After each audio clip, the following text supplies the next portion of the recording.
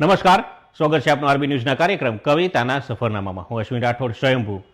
આજનો મારો જે વિષય છે કવિતાનો જે છે કે સમયના પગલાં અને જીવનના વળાંકો. આ વિષય ઉપર મેં કવિતા લખી છે જેનું શીર્ષક છે સમયના પગલાં, જે આપની સમક્ષ રજૂ કરું છું.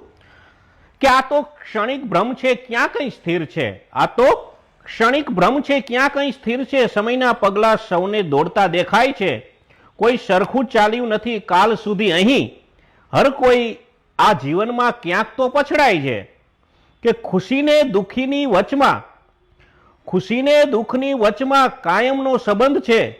પડછાયો જેમ જીવનમાં સતત લંબાય છે. જ્યારે પડે છે ઠોકરને વળી જાય છે રસ્તો.